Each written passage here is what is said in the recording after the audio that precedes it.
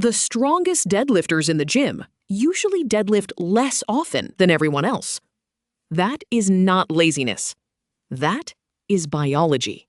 A heavy deadlift is not a back exercise. It recruits over 80% of your major muscle groups: quads, hamstrings, glutes, spinal erectors, lats, traps, abs, forearms, even your grip.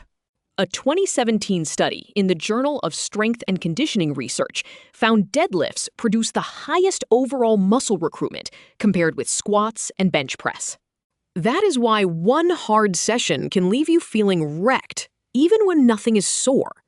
Muscle soreness fades in 24 to 72 hours. Your central nervous system may need 72 to 96 hours.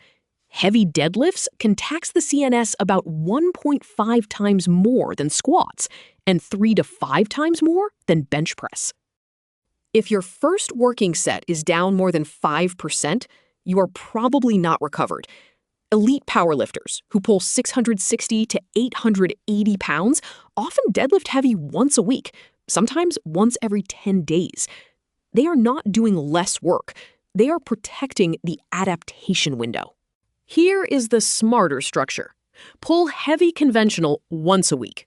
2 or 3 days later, use Romanian deadlifts at 50 to 60% of your max for 3 to 4 sets of 8 to 12. You still train the hamstrings, but you avoid another huge CNS hit. Sumo can also help, but it is not just wide stance deadlift. A 2019 study found conventional deadlifts hit the spinal erectors and hamstrings about 25 to 30% harder, while sumo shifts more work to the quads and hip abductors. Rotate them only if both techniques are clean. Once your deadlift passes double body weight, recovery changes. Near max work, above 90% of 1 rep max, can demand 5 to 7 days. Getting stronger does not mean you can recover faster. It often means the opposite. Do not ignore grip. Mixed grip can increase biceps tear risk on the underhand side. Hook grip is more symmetrical, but takes 4 to 8 weeks to adapt. Straps are useful, but if they become a crutch, grip becomes your ceiling. And warm up like the lift matters. At least 5 ramping sets. Empty bar, 40%, 60%, 80%, 90%, then work weight.